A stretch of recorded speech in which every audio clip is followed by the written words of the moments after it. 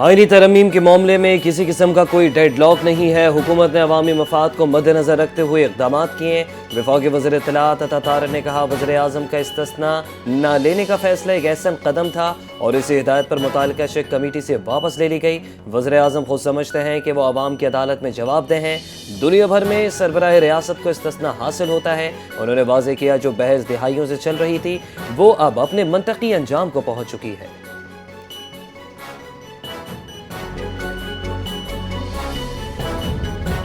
27ویں آئینی ترمیم کی منظوری کے لیے پریزائڈنگ آفیسر منظور کاکڑ کی زیر صدارت اجلاس۔ سینیٹر شاہ زیب درانی کا سپریم کورٹ میں زیر التوا کیسز اور آئینی ترمیم کے حوالے سے اظہار خیال۔ کہا کہ عدالت میں آج بھی تقریباً 50,000 کیسز زیر التوا ہیں اور اگر آئینی عدالتیں قائم کی جائیں گی تو یہ کیسز جلد از جلد حل ہو سکتے ہیں۔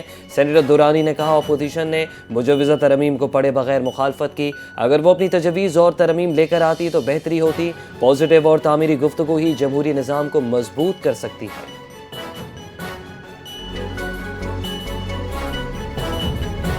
ہم جمہوری روایات پوری کرنے کے لیے آئے ہیں۔ آئینی عدالتوں کا قیام وقت کی ضرورت تھی۔ سینیٹر فیصل واڈا کی صحافیوں سے گفتگو۔ کہا کہ پاکستان کو مضبوط جمہوری دفاعی بنیادوں پر کھڑا کرنا سب کی مشترکہ ذمہ داری ہے۔ ہماری افواج نے بھارت کو منہ توڑ جواب دیا۔ ہوا میں باتیں نہیں ہو رہی۔ آپ کو 27ویں آئینی ترمیم کی مٹھائی کھلا رہا ہوں۔ آپ 28ویں آئینی ترمیم کا بھی انتظار کریں۔ عدالتی اور آئینی نظام کو جدید تقاضوں سے ہم آہنگ کرنا وقت کی اہم ضرورت ہے۔ 27ویں آئینی ترمیم پر سینئر وکلاء اور ریٹائرڈ ججز کا چیف جسٹس پاکستان کو خط میں چیف جسٹس سے فل کورٹ میٹنگ بلانے کا مطالبہ کیا۔ دستخط کنندگان میں جسٹس ریٹائرڈ مشیر عالم، منیر ملک، مخدوم علی خان، عابد زبیری سمیت دیگر شامل ہیں۔ خط کے متن کے مطابق سپریم کورٹ ترمیم پر اپنا انپٹ دینے کا اختیار رکھتی ہے۔ خط میں موقف اختیار کیا گیا کہ سپریم کورٹ اپنے قیام کے بعد سب سے بڑے خطرے سے دوچار ہے۔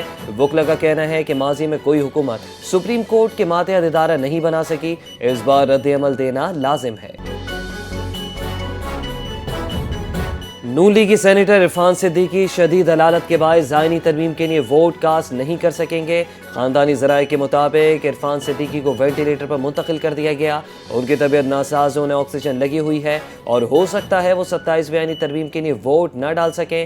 دوسری جانب حکومتی ذرائع نے دعویٰ کیا کہ ان کے پاس آئینی ترمیم کے لیے مطلوبہ 2/3 اکثریت پوری ہے۔ 27ویں آئینی ترمیم منظوری کے لیے پیر کو ایوان میں پیش ہونے جا رہی ہے۔ ہمارے پاس 64 اراکین کی تعداد موجود ہے۔ کیش لیس معیشت پاکستان کی پائیدار ترقی میں کلیدی کردار ادا کرے گی۔ وزیر اعظم شہباز شریف کی زیر صدارت کیش لیس معیشت کے اقدامات پر جائزہ اجلاس۔ کہا دیہی علاقوں میں کیش لیس معیشت سے متعلق آگہی مہم کو تیز کیا جائے تاکہ عوام ڈیجیٹل ادائیگیوں کے فوائد سے مستفید ہو سکے۔ دنیا ڈیجیٹل معیشت کی جانب گامزن ہے، پاکستان کو ساتھ چلنا ہوگا۔ پاکستان کو ڈیجیٹل نیشن بنانے کے اقدامات کے مثبت نتائج سامنے آ رہے ہیں اور اس سمت میں کام کرنے والے ادارے قابل تحسین ہیں۔ وزیر آبپاشی جام خان شورو کی ورلڈ بینک وفد سے ملاقات۔ سیکرٹری آبپاشی ظریف اقبال کھیڑو، نذیر میمن اور دیگر افسران شریک۔ سواٹ منصوبے اور نئے سندھ واٹر قانون پر پیش رفت کا جائزہ لیا گیا۔ محکمہ آبپاشی اور سیڈا افسران پر مشتمل کمیٹی قانونی مسودہ تیار کرے گی۔ کمیٹی آئندہ ماہ تک مسودہ وزارت آبپاشی سندھ کو پیش کرے گی۔ سندھ واٹر لا کابینہ اور سندھ اسمبلی سے منظور کرایا جائے گا۔ نیا قانون سندھ میں پانی کی منصفانہ تقسیم، بہتر انتظامات کے لیے سنگ میل ثابت ہوگا۔ نیا واٹر لا ماحولیاتی تحفظ کو بھی یقینی بنائے گا۔ وزیر اعلیٰ سندھ مراد علی شاہ کی واٹر کارپوریشن اور ٹریفک پولیس کو اہم ہدایات۔ K4 پروجیکٹ کے تحت یونیورسٹی روڈ پر پانی کی لائن بچھانے کا کام آج سے شروع کیا جائے۔ K4 پروجیکٹ کراچی کے طویل المدتی پانی کے مسائل کے حل کی جانب اہم پیش رفت ہے۔ ترجمان وزیر اعلیٰ نے بتایا کہ یونیورسٹی روڈ تا عزیز بھٹی پارک سے اردو یونیورسٹی تک K4 پروجیکٹ کے تحت تعمیراتی کام جاری ہے۔ وزیر اعلیٰ نے ہدایت کی ہے کہ کام مکمل ہونے کے فوری بعد سڑک بحال کر کے اگلا مرحلہ شروع کیا جائے۔ کراچی کے عوام کو صاف اور وافر پانی کی فراہمی سندھ حکومت کی اولین ترجیح ہے۔ یہ پانی کی لائن مستقبل میں شہر کو بڑھتی ہوئی ضرورت کو پورا کرے گی۔ Chairman Peoples Party Bilawal Bhutto Zardari کی ڈیفنس میں میرانی فیملی کی رہائش گاہ آمد۔ سابق وفاقی وزیر آفتاب شعبان میرانی کے انتقال پر صاحبزادی ایم پی اے سیما خرم سے اظہار تعزیت، لواحقین سے اظہار افسوس۔ بلاول بھٹو کے ہمراہ سندھ کے وزیر اعلیٰ مراد علی شاہ بھی سوگوار خاندان سے رنج و غم کا اظہار کر رہے تھے۔ دونوں رہنماؤں نے آفتاب شعبان میرانی کے احصال ثواب کے لیے فاتح خوانی کی، سوگوار خاندان کے لیے صبر جمیل کی دعا کی۔ کلفٹن میں عبداللہ شاہ غازی مزار کے قریب کار فٹ پاتھ پر چڑھ گئی۔ حادثے میں فٹ پاتھ پر سوئے 2 افراد جاں بحق۔ ریسکیو ذرائع کے مطابق کار سوار 2 افراد سمیت 4 زخمیوں کو اسپتال منتقل کر دیا گیا۔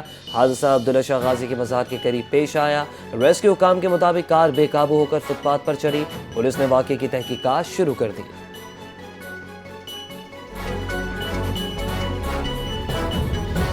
لاہور کے علاقے ہربنس پورہ میں گیس سلنڈر دھماکہ، 2 افراد جاں بحق۔ ریسکیو ذرائع کے مطابق سلنڈر دھماکے کی وجہ سے گھر کی پہلی منزل گر گئی۔ حادثے میں خاتون سمیت 2 افراد جاں بحق، 5 افراد زخمی۔ ریسکیو ذرائع کے مطابق زخمیوں کو طبی امداد کے لیے اسپتال منتقل کر دیا گیا۔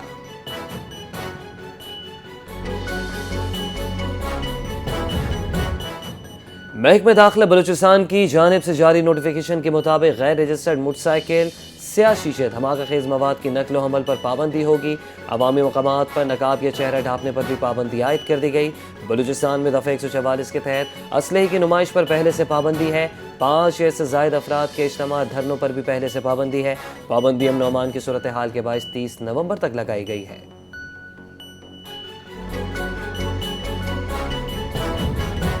ساؤتھ کی سیشن عدالت میں ڈمپر ایسوسی ایشن کے صدر لیاقت محسود کے خلاف ہنگامہ آرائی کا کیس۔ ملزم لیاقت محسود عدالت میں پیش۔ عدالت نے ملزم کی عبوری ضمانت میں 13 نومبر تک توسیع کر دی۔ ملزم کے وکیل منظور میو ایڈوکیٹ نے عدالت کو بتایا کہ ملزم کی کسی سے دشمنی نہیں، جو کچھ ہوا وہ اپنی جان بچانے کے لیے کیا۔ ملزم کے خلاف تھانہ گارڈن میں مقدمہ درج کیا گیا تھا اور اس کی مزید قانونی کارروائی جاری ہے۔ لاہور کوٹ لکھپت میں پولیو ٹیم پر حملہ، خاتون ورکر زخمی۔ کوٹ لکھپت میں بچوں کو ویکسین لگوانے سے انکار، خاتون اور 2 بیٹیوں نے پولیس ورکر پر حملہ کیا۔ اینٹ لگنے سے خاتون ورکر کا سر پھٹ گیا۔ انسداد پولیو ٹیم کے انچارج کی درخواست پر مقدمہ درج۔ پولیو ٹیم پر حملہ کرنے والی خاتون کو 2 بیٹیوں سمیت گرفتار کر لیا گیا۔ شہر قائد میں فائرنگ کے 2 الگ الگ واقعات میں 2 افراد جاں بحق۔ چھیپا ریسکیو حکام کے مطابق لاش کو ضابطے کی کارروائی کے لیے عباسی شہید اسپتال منتقل کر دیا گیا۔ مقتول پیپلز پارٹی کا کارکن ٹاؤن ناظم حاجی جمیل ضیاء کی سوشل میڈیا ٹیم کا اہم رکن تھا۔ مقتول کو گھر کے قریب ٹارگٹ کر کے قتل کیا گیا۔ شعیب 4 بھائیوں میں سب سے بڑا تھا۔ اقبال مارکیٹ پولیس نے قتل کے شبے میں ایک شخص کو حراست میں لے لیا۔ مزید تحقیقات جاری۔ دوسرے واقعے میں فائرنگ سے ایک شخص جاں بحق ہوا، جس کی لاش بھی عباسی شہید اسپتال منتقل کر دی گئی، تاہم لاش کی شناخت نہیں ہو سکی۔ رینجرز کی لانڈی 5 ڈی اور شیر آباد میں کارروائی، 2 ملزمان گرفتار ملزمان منشیات فروشی، موٹر سائیکل چھیننے اور چوری میں ملوث تھے۔ ترجمان سندھ رینجرز کا بتانا ہے ملزمان محمد تقی سید کاشف کے قبضے سے 70 کلو ماوا گٹکا، موٹر سائیکل، موبائل فون، نقدی برآمد۔ گرفتار افراد کراچی کے مختلف علاقوں میں واردات میں ملوث رہے۔ CCTV فوٹیج میں ملزمان کو واضح طور پر دیکھا جا سکتا ہے۔ ملزم سید کاشف وادی مجرم جیل کاٹ چکا ہے۔ گرفتار ملزمان کو مسروقہ سامان سمیت مزید قانونی کارروائی کے لیے پولیس کے حوالے کر دیا گیا۔ معروف ادبی شخصیت ڈاکٹر عارفہ سیدہ زہرا انتقال کر گئیں۔ پاکستانی ڈرامہ نویس اور شاعر اصغر ندیم سید نے انتقال کی تصدیق کی، گہرے دکھ کا اظہار کیا۔ ڈاکٹر عارفہ سیدہ زہرا نے ایم اے اردو گورنمنٹ کالج لاہور سے اور تاریخ میں ڈاکٹریٹ یونیورسٹی آف ہوائی سے حاصل کی۔ 1986 سے 2009 تک government college for women Gulberg Lahore کی پرنسپل رہیں۔ 7 زبانوں پر عبور، تعلیمی، انتظامی، سماجی، ثقافتی کمیٹیوں کی رکن بھی رہ چکی ہیں۔ نماز جنازہ کا اعلان کچھ دیر میں کیا جائے گا۔ ملک کے بیشتر اضلاع میں موسم سرد اور خشک رہے گا۔ پنجاب میں دھند اور اسموگ چھائے رہنے کا امکان۔ محکمہ موسمیات کے مطابق اسلام آباد، گرد و نواح میں موسم سرد اور خشک رہنے کی پیش گوئی۔ خیبر پختونخوا کے بیشتر اضلاع میں موسم سرد اور خشک رہے گا۔ سندھ میں موسم خشک، جبکہ رات کے اوقات میں خنکی بڑھے گی۔ بلوچستان کے شمالی اور وسطی اضلاع میں سرد اور خشک موسم کی توقع۔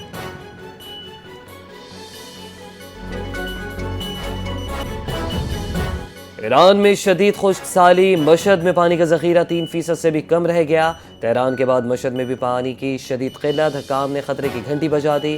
مشہد واٹر کمپنی کے چیف ایگزیکٹو کے مطابق شہر کے ڈیموں میں پانی کا ذخیرہ 3% سے نیچے آ گیا۔ ایرانی صدر مسعود پزشکیان نے انتباہ کیا کہ اگر بارش نہ ہوئی تو تہران میں پانی کی فراہمی محدود کرنی پڑے گی۔ خشک سالی برقرار رہی تو شہر خالی کرانا پڑ سکتا ہے۔ ایرانی صدر نے پانی اور توانائی کے تحفظ کے لیے ہنگامی اقدامات پر زور دیا، صورتحال کو تشویشناک قرار دیا۔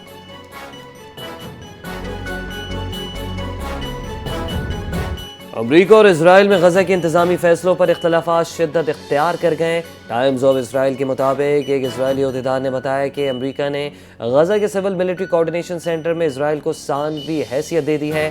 امریکہ تمام اہم فیصلے خود کر رہا ہے۔ ٹرمپ کے 20 نکاتی امن منصوبے کے تحت غزہ کا کنٹرول انٹرنیشنل اسٹیبلائزیشن فورس کے سپرد ہوگا۔ 20,000 غیر امریکی فوجی غزہ تعینات کیے جائیں گے، جنہیں 2 سال مینڈیٹ دیا جائے گا۔ غزہ کا انتظام بعد میں فلسطینی اتھارٹی کے حوالے کیا جائے گا۔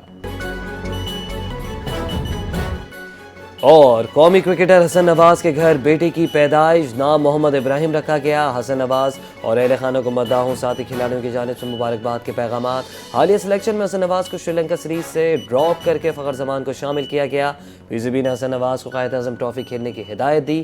7واں مرحلہ 11 نومبر سے شروع ہوگا۔